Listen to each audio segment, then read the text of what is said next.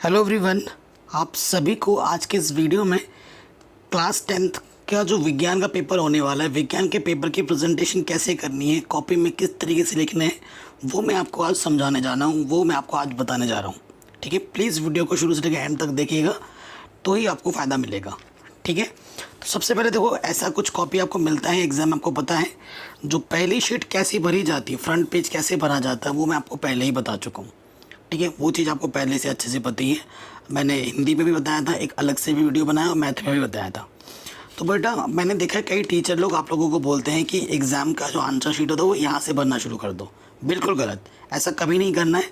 ये चीज़ सिर्फ और सिर्फ आपकी बेसिक जो इन्फॉर्मेशन होता है वो उस चीज़ भरने के लिए होती है, और उसके बाद यहाँ पर मार्क्स चढ़ाते हैं, तो इस इधर तो कभी नहीं लिखना है। और उसके बाद ये जो पेज होता है बेटा, इस पेज पे भी कभी नहीं लिखना है, कभी भी नहीं। ठीक है, फिर आपका ये आता है, सबसे पहला वाला पेज ये होता है। ठीक है, सो जिस भी बोर्ड के आप हैं, जैसे यूपी बोर्ड के हैं, उत्तराखंड बोर्ड के ना, तो आपके बोर्ड की कॉपी में यहाँ से देखिएगा छोटा छोटा लिखा होगा dark, UP board, Uttarakhand board, जो भी बोर्ड होगा वो लिखा होगा। तो ये लाइनिंग भी खींचने की ज़रूरत नहीं होती, बट खींचने से अच्छा लगता है, तो आप लाइनिंग खींचिएगा इधर से। कई बच्चे क्या करते हैं, लाइनिंग एकदम आधा आधी से खींच देते हैं कि सोचते हैं हमें कम लिखना पड़ेगा। ऐसा करोगे एग्जामिनर की नज़रों में गिर जाओगे और फिर वो कम नंबर देगा। और कई बच्चे इधर से भी खींच देते हैं और इधर से भी खींच देते हैं, तो ऐसा नहीं करना है। हमेशा जो पेन यूज़ करना है, देखो ये जो मैंने लिखा है डॉट पेन से लिखा है लेकिन डार्क दिख रहा है। ठीक है, और स्केच पेन का यूज़ करना है, ब्लैक पेन का भी यूज़ करना है, ताकि आपकी जो प्रेजेंट कॉपी जो है वो अच्छी लगे, अच्छी दिखे। जो भी खंड होगा, जैसे खंड क है तो मैंने खंड क लिखा है। ठीक है, फिर प्रश्नोत्तर संख्या मेरी 1 है तो मैं लिखूँगा प्रश्नोत्तर संख्या 1। उसके जैसे बहुविकल्पी प्रश्न आते हैं ना पहले, तो क ख ग घ लिख दिया। जैसे क का सेकंड उत्तर सही है तो क का सेकंड लिखा, और जो उत्तर है उसको भी मैंने लिख दिया, स्नेल का नियम। ठीक है, ख का फर्स्ट पार्ट सही है, और जो उत्तर है 3 × 10⁻⁸ मीटर प्रति सेकंड वो मैंने लिख दिया। ग का चौथा पार्ट सही है, चौथा पार्ट लिखा, और आंसर जो है डायोप्टर वो भी लिखा मैंने। घ का थर्ड पार्ट सही है, ठीक है, और उसका आंसर का भी नाम लिख दिया मैंने, पीयूष क्रांति। ठीक है, तो ये खंड क हो गया मेरा। जैसे खंड क हो जाए, जैसे क्वेश्चन ख़त्म हो, या खंड ख़त्म हो या क्वेश्चन ख़त्म हो पूरा, तो आपको कम से कम 2 लाइन छोड़नी है। 2 लाइन छोड़ के आपको फिर लिखना है अगला प्रश्न, प्रश्नोत्तर संख्या 2। अगर 2 में लिखने वाले प्रश्न है ना, ये तो बहुविकल्पीय थे, अब लिखने वाले हैं तो प्रश्नोत्तर संख्या 2 का क ऐसे लिखना है। ठीक है, उसके बाद इस क्वेश्चन में बोला गया है केवल रासायनिक समीकरण दीजिए, यही बोला गया था। तो कई बच्चे प्रश्न भी लिखने लगते हैं, प्रश्न नहीं लिखना है, सिर्फ आपको उत्तर लिखना है। प्रश्न लिख के आपका टाइम बर्बाद होगा, फालतू में ये सब करने की कोई ज़रूरत नहीं है। ठीक है, तो रासायनिक समीकरण बोला है, तो ये रासायनिक समीकरण CaO + H2O, तीर का निशान CaOH का होल ट्वाइस। CaO क्या है, कैल्शियम ऑक्साइड है, ब्लैक पेन से लिखना है। H2O क्या है, पानी है, जल लिख दिया। ये क्या है, कैल्शियम हाइड्रोक्साइड, ब्लैक पेन से लिख दिया है। ये चीज़ ब्लैक पेन से लिखी जाएगी। तो ये चीज़ बोला था रासायनिक अभिक्रिया में रासायनिक समीकरण लिखो, बस लिख दिया। उसके बाद नेक्स्ट प्रश्न पे आते हैं। ये फिर से हमने लकीर डाली है, ठीक है, और ये स्केच पेन का यूज़ करना है। अब हमने लिखा प्रश्नोत्तर संख्या 2 का ख। हमें लिखा है रेडॉक्स अभिक्रिया की परिभाषा, तो ये मैंने रेडॉक्स अभिक्रिया लिखा ब्लैक पेन से। फिर परिभाषा लिखना है, वह रासायनिक अभिक्रिया जिसमें उपचयन तथा अपचयन दोनों साथ साथ होते हैं, रेडॉक्स ब्लैक पेन से लिखना है, रेडॉक्स अभिक्रिया कहलाती है। ठीक है, आपसे सिर्फ यही बोलेगा रेडॉक्स अभिक्रिया किसे कहते हैं। ठीक है, लेकिन आप सिर्फ इतना ही लिख के आओगे तो पूरा नंबर नहीं मिलेगा। विज्ञान में क्या होता है ना, कोई चीज़ अगर आप लिख रहे हो, कोई परिभाषा, अगर उसका रिएक्शन है, कोई उदाहरण है, कोई समीकरण है, उसे लिखना होगा। एग्जामिनर बोलेगा नहीं, लेकिन आपको लिखना होगा अपने से। अगर यहाँ तक छोड़ के आएंगे तो पूरा नंबर नहीं मिलेगा, आधा मिलेगा। इसका उदाहरण भी देना है, CuO + H2, CuO + H2। आपको पता है यहाँ ऑक्सीजन की कमी हो रही है, यानी कि क्या हो रहा है, अपचयन। यहाँ हाइड्रोजन के साथ ऑक्सीजन की वृद्धि हो रही है, तो यहाँ H2 का क्या हो रहा है, उपचयन। तो अपचयन और उपचयन दोनों अभिक्रिया एक साथ हो रही है, तो इसे हम बोलेंगे रेडॉक्स अभिक्रिया। तो ये हमने उदाहरण दिया। ठीक है, 2 लाइन छोड़ा, प्रश्नोत्तर संख्या 3 का क। ठीक है, pH पैमाने किसे कहते हैं, सूत्र लिखा मैंने, किसी विलयन की हाइड्रोजन आयन की सांद्रता की माप pH पैमाने द्वारा की जाती है, और इसका सूत्र होता है ये। सूत्र को मैंने ब्लैक पेन से लिखा है। ठीक है, चाहो तो इस सूत्र को तुम डब्बे में भी बंद कर सकते हो, ये एक डब्बा बना के बंद कर दिया। ठीक है, ये तो मेरा इधर नीचे चला है, कभी भी इस लाइन के नीचे नहीं लिखना है, इस लाइन में यहाँ कभी भी नहीं लिखना है।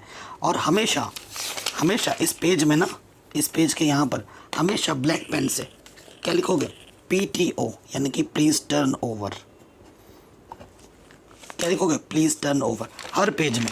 जैसे यहाँ पर आ गए, यहाँ पर भी लिखोगे प्लीज़ टर्न ओवर, मतलब पन्ने को पलट के देखिए। पेज पैमाना हो गया। अगर छोटा मोटा चित्र बन रहा है तो चित्र बना दो कि इस तरफ क्षारी होगा, इस तरफ अम्लीय होगा, साथ पे उदासीन है ना, ये सब दिखाना है। क्लियर, छोटा मोटा चित्र बनेगा तो बनाना है। फिर 2 लाइन छोड़ा, प्रश्न उत्तर संख्या 3 का ख।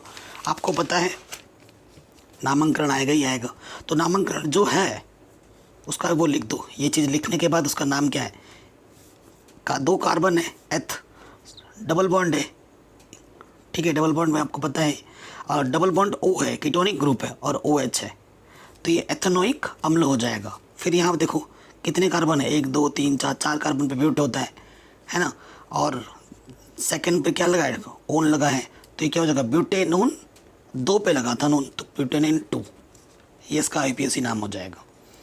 तो ये सब भी आएगा। उसके बाद देखो चित्र बनाने के लिए भी आता है। जैसे अगला खंड है, खंड ख लिखा, प्रश्नोत्तर संख्या मैंने 4 लिख दिया। अब हमें पुष्प की अनुदैर्घ्य काट का चित्र बनाने के लिए आ गया, तो इसको बनाना है पेंसिल से, पेन वेन मत चलाना, पेंसिल से बनाना, डार्क पेंसिल से, ठीक है। और एकदम धीरे धीरे नहीं बनाना, फटाफट बनाना है, और जो नाम मेन है वो लिखना है। नामांकित चित्र बनाना है, नाम नहीं लिखोगे तो नंबर नहीं मिलेंगे। नामांकित चित्र बनाने के लिए आता है हमेशा, ठीक है। तो जो टॉपिक है पुष्प की अनुदैर्घ्य काट, वो लिख दिया, चाहे ऊपर लिखो या चाहे या नीचे लिखो, लेकिन ऊपर ही सबसे बढ़िया रहेगा। और फिर ये चित्र बनाना, और उसका जहाँ पर जो मेन पार्ट है उन सब के नाम लिखने। नाम नहीं लिखोगे नंबर नहीं मिलेगा, ठीक है। न्यूमेरिकल भी आएगा फिजिक्स का, जैसे प्रश्नोत्तर संख्या 5, ठीक है। जो फिगर है वो बना लिया, जो सूत्र है वो लिखना है, ठीक है। सूत्र लिखने के बाद अच्छे साफ सुथरा कैलकुलेशन करना है, और फिर आंसर को छोड़ना है, ठीक है। जैसे अंतर वाले प्रश्न है, ठीक है, अंतर वाला प्रश्न भी आएगा, इसमें और इसमें अंतर लिखो। जैसे प्रश्नोत्तर संख्या 6 है, रुधिर तथा लसिका में अंतर, ठीक है।